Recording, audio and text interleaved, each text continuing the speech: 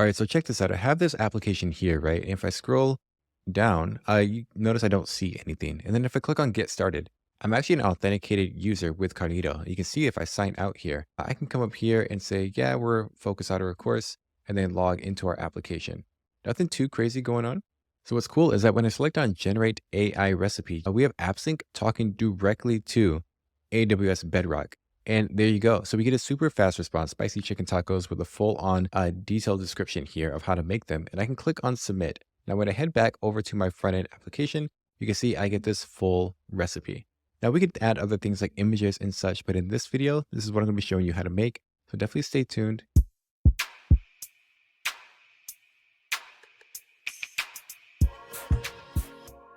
Okay, so we're going to go full throttle here, folks. So I'm going to say npx create next app, and we're going to make sure we get the latest version. And we're in this full stack taco recipes folder, right? Now I'm going to say go ahead and dump everything inside of here. But for the sake of this tutorial, we're not going to use the app directory. We're going to stick with pages. So we can accept all the defaults here. It's looking good. So I'm just going to make that backend directory just like this. If you aren't aware, check out the link video and I'll show why I like to do it this way. But we have this backend directory and we're going to cd into that. And then this is where we can set up our AWS backend. Now with the CDK, we just had to write this command right here. And I want to do TypeScript across the board. So we'll set that up and this will scaffold out our CDK backend for us. Next up, I'm just going to open this up in VS Code. Great. Let's work on this backend here. And as I mentioned, the first thing is going to be authentication. We want to make sure we have robust authentication in place. So let's get rid of this boilerplate code right here and we can get Cognito set up. Now, at the time of this recording, there's two pieces of Cognito that we're going to need. There's going to be a Cognito user pool and a identity pool. And the cool thing is once you set this up one time, like always have it ready to go. So let's say that we're going to have an auth directory. And inside of here, we can call this cognito.ts. So I'm going to paste in the code that we need, and then we can walk through and show you exactly how we get started. First thing off the bat, we have this Cognito identity pool alpha construct. I'm just going to import this really quick. And keep in mind, all of the code is, of course, going to be available in the repo provided in the description. So we can say npm install and then go ahead and throw in that construct. Great. Now that should make this red squiggly go away. There it goes. Step through and see what we have here. We're going to make a taco application. So essentially, every time a user wants to create a recipe, then they have to be authenticated in our application. Now, on top of that, anybody can view the recipes. That makes sense. They can view them, but to update and delete and create, you have to be authenticated. So this API and this authorization service is going to need an app name. We're going to pass that in as props, but essentially what we're doing here is we're going to create a user pool. And this is going to be essentially what AWS Amplify needs on the front end.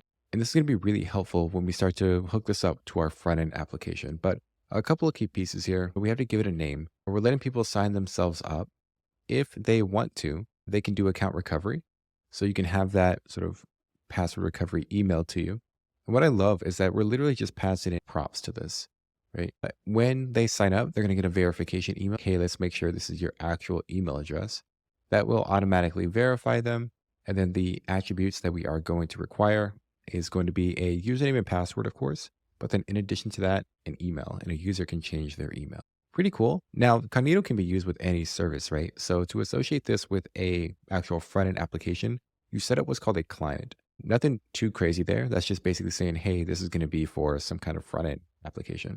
Now, Cognito will store our users, but the actual permissioning, if that's a word, is created by a identity pool.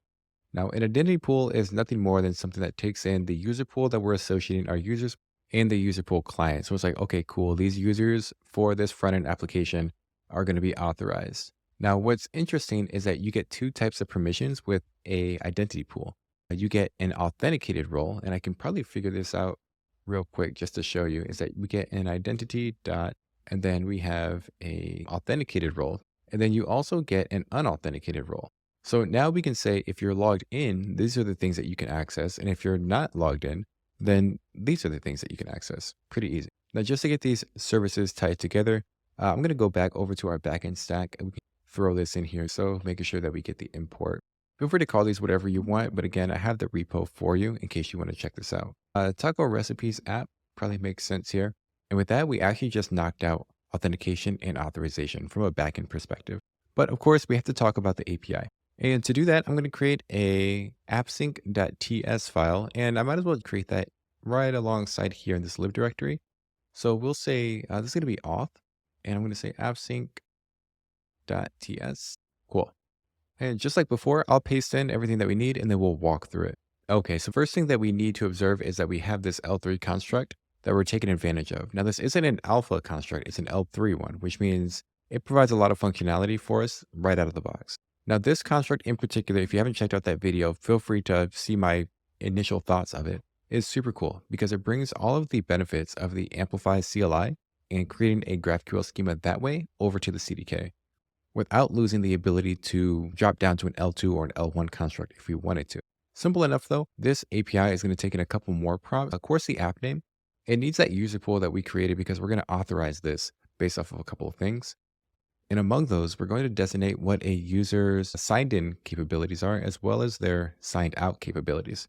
So this is taking advantage of that auth and unauth role from our identity pool. And of course, we got to tell it what identity pool we're working with. So we bring in the identity pool's ID. But this is basically it. This is our entire GraphQL API. We're going to go ahead and give it a name. As you can see here, we're going to tell it what schema we are looking at. And then we tie in our authorization rules. Now we have two forms here.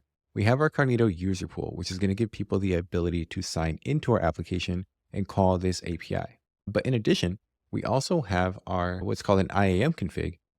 So when we go to our schema, we can define what people are allowed to do based off of their authorization status, which means the next step in this is to go over to our schema. So I'm going to slide right back over here, and then we will create a schema.graphql. And then I'm going to paste in the world's simplest API for a taco recipe app, right? We're just going to call it taco recipe. This app model says, hey, go ahead and create the database automatically for us. So we're checking off that box while we're here. And then this is where we associate the Cognito user pool rules and the Cognito identity pool rules with our application. These rules say, if you are the owner, basically, if you're the one that created this taco recipe, then you can do any operation. You can create, read, update, delete, and list. But if you are a signed out user, basically that's what this public means. Like, we don't know who you are. Go ahead and use that unauthenticated role. This is that IAM permission. And the only thing that you can do is read. Now, this operations area right here, that's basically, if you leave that out, it would be similar to if we create, read, and all that good stuff here. But when you leave it out, it says they can do anything. But with that in place, we essentially have all of the components that we need. So it has an ID, and it has a title, and it has a description. Descriptions are being optional, and then titles being required. You can see with that exclamation mark. So we have our Next.js application. And again, you have the code for that in the repo. In addition, we created the authorization service with Cognito. We have our API that automatically creates the database for us, but we need that AI component. Now, what I love about AppSync is that you get all these cool features out of the box, including the ability to access any API over HTTP. So as long as it has an HTTP endpoint, you can access it. What that means for us is we can call internal AWS services over HTTP straight from AppSync. No Lambda function required. To showcase that, I'm going to update our API with one quick example. Now, this is all pretty much the same as before up top, aside from a couple of different imports. We still have our API right here. But what I'm going to do down here is create that HTTP endpoint. Now, what this is saying is we can talk to DynamoDB thanks to that L3 construct, right? But we need to add another data source. And a data source can be pretty much anything that has an HTTP endpoint, like Bedrock right here. So I'm going to give it a name. I'm going to give it the endpoint that we're working with. But because everything is secure, I need to have AppSync automatically sign this request. And it'll do that on my behalf as long as I tell it what region we're working with and what the service name is. Pretty cool. Now, our data source needs the ability to invoke a specific model. In this case, we're using Claude V2 from Anthropic. So we have this foundation model and we need to give it the ability to invoke it. So our data source is being granted the ability to invoke this resource. So we have our data source, we gave it permission. Now we just need to add it to our API. And the way that we do that is we say, hey, API, add this new GraphQL resolver. We'll give it a name. And then now we associate a couple of things, the data source, of course, but then now we have a query and the field name is going to be generate taco recipe. So over in my schema, I have to update that real quick. And then the code that is going to dictate, what happens in this resolver is going to be living at this generate taco recipe.js. Now, check out my other video if you want to see how to form this into TypeScript, but we're going to be using JavaScript just for the sake of this video. And then the last part is we're telling it, here's the file, but we are going to be writing this in JavaScript. So we set the runtime. With that in place, I'm going to save and then I'm going to head over to our schema and just give it a quick update. This is everything that we had before, but now I want to add in an additional query. So this bedrock taco recipe is going to be a type. And then the query that we're working with is right here. And this matches what we had over in our AppSync. We had query generate taco recipe. So back over here, we're going to create that. It's going to take in a prompt as the value that a user gives us. And we're going to say, I expect some kind of string to be returned from you. Now, what's really cool is that even though we have Amplify giving us these directives up here that associate really easy auth rules, I can also say, hey, you have to be signed in to have the ability to call this endpoint. And I do that using just a regular AppSync directive, this AWS Cognito user pools. Now there's one piece missing, and that is our actual resolver. You might be thinking, Michael, this is where things get really tricky. But let's see what that looks like. I'm going to create a new file, and we're going to call this generate taco recipe.js. Now, if you work with any chat AI service before, this is going to make a lot of sense for you. So let me make this all word wrapped. And we have a request and a response. This is typical AppSync stuff, right? But when it comes to AI, we can tell it how it should behave. And that is this assistant variable that I created. Basically, hey, you're a taco recipe API. You're going to give responses back in JSON. And the JSON that you return, you can read all of that. The main things are that we're going to have a title and we're going to have a description field. Now, I specifically said that because over in our schema, we're like, yeah, we definitely need a title and description field because it needs to correlate with this taco recipe. Basically, a user has the ability to create a recipe by hand, or they can click a button and have AI create this for them. Now, the type of recipe that a user is looking for is going to come from a prompt, and we access this by context.args and then prompt. And if you're wondering where that's coming from, back in our schema, we specifically said that we have this prompt variable being passed in, and that gets associated with context.args. Now, here's where things get really cool. Without using a Lambda function, we can return what essentially looks like a Lambda function. We gave it the endpoint over in our AppSync service. We told it what is the endpoint that we're going to be working with. And it's this one right here. But many APIs have specific paths. And the path that we want is going to be this model Anthropic Claude V2 invoke. It's a post request. And I just grabbed this all from the documentation. It said that you need to specify application JSON. And then the cool part is going to be this right here. We say the human is going to be whatever they passed in. And then the assistant is going to act as this assistant code that we have above. Now, we don't want this paragraph to be too long, so we're going to set the max tokens as 300. And then the rest of these dictate what kind of responses you get back, and then how you can separate different messages as they're coming in.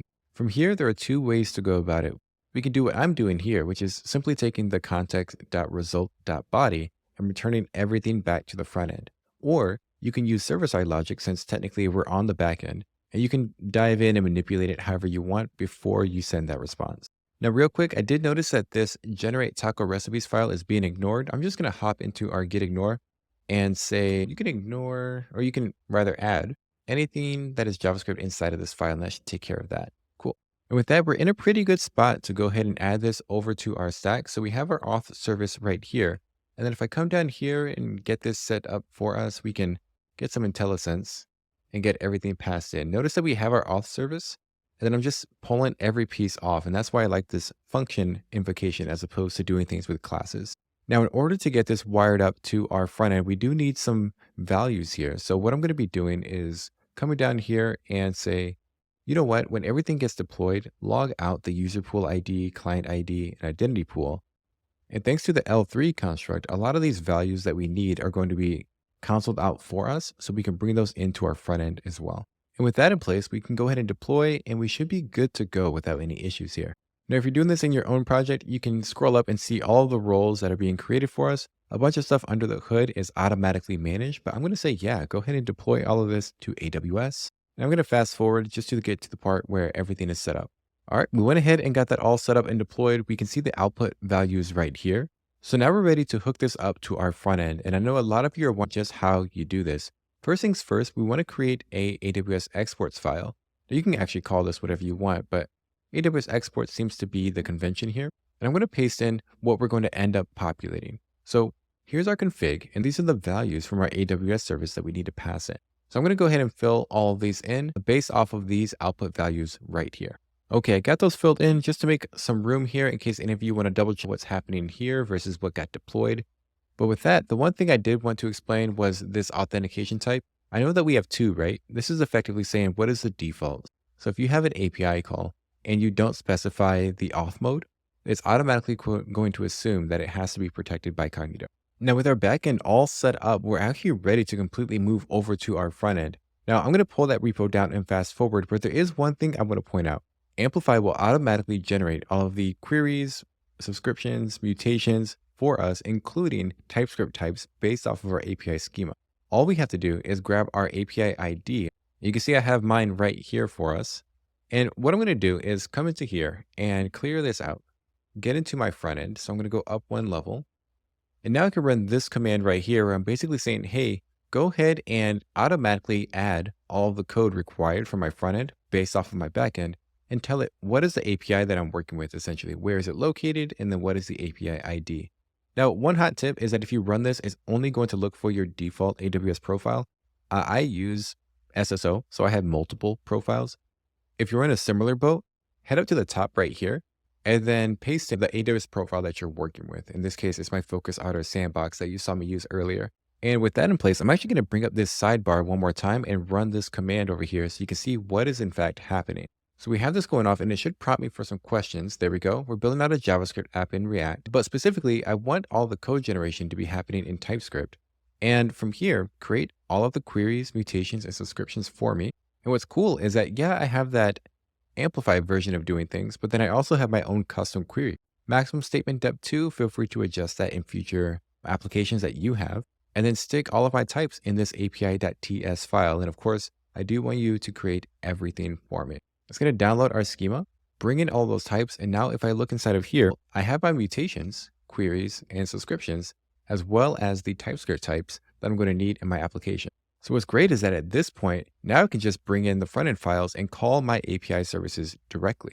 Now I'll let you explore the front-end repo to see all of the TypeScript stuff. I'm not going to bore you with that. Let's go ahead and test out our application just so we can see what it looks like. Okay, so I'm over in our application and I have this set up. I'm going to bump this up one time for us, maybe a couple times. And you can see it's really just this big hero page. Now, if I scroll down, there's nothing to see quite yet. So I'm going to click on Get Started here. Now I have Get Started going on. And when I set up my account, I need to create a new user. And again, this is all handled for me by the Amplify library. So I'm going to call this Focus Outer, of course, and then we'll give this a password and get the rest of the details in here. Now that we're all done there, I can create my account. And I should get a code sent to my email address so that I can verify I am someone who has access to this email. There we go, just got the code. And from here, I can confirm this and I should get access to the application. You can see I'm on my recipes page here. So nothing too crazy, but I can submit a taco recipe. Let's just say we have some basic steak tacos and of course they're going to be delicious, right? Now I can hit submit here. And when I click submit and I head back to my homepage, I'm logged in, right? Now I can see steak tacos are in right here. That's great. And if I go to get started and sign out of this application, sure, I get the ability to log back in, but the important thing is that I'm now a logged out user. So if I head back to my application and scroll down, note that I can still make that API call to my database to get this information right here. However, if I click on this, you can see I'm clicking on it right now and refresh the page. This item is still here. But if I go back and log into my application, now I can just say focus on and click on sign in. If I head back to that homepage and click on this item, so I just clicked on it. Now, if I hit refresh, see that item is no longer there. So we have the ability to delete it. You can see in the front end code how those operations are being handled. But let's click on get started. And the last thing we want to do is test out the ability to create this Gen AI recipe. So from here, I can select generate AI recipe. And this does take some time. So I'm going to actually do this in real time so you can get an idea of how long it's going to take here. This is going out to our AI model and it's going to grab this recipe. So it took, I don't know, 10 seconds? But we have spicy shrimp tacos and let's see what it gave us. Heat it up over the skillet, throw in some cumin, garlic powder, all that good stuff. Looks good to me. I'm going to hit submit. And with that in place, I should be able to head back over to our homepage and see, yes, in fact, we have this shrimp tacos recipe. I don't know about you, but now I'm hungry. Now this is all happening on localhost. So if you want to see how do you get this actually hosted on the web, I have a full video that I'll link up atop. So that way you can check that out and get this live and create your own taco recipe. I'd love to see what you have. But there you have it, folks. Nothing too tough. You can see that in a matter of minutes, right? We set up a full stack application on AWS, got it deployed fully in TypeScript. You have the code examples, you have the repo here. Go out, have fun, build some things. If you want to see more full stack solutions like this, definitely hit that like and subscribe to stay notified of when I do put out new content. I'll check you all next time. Peace.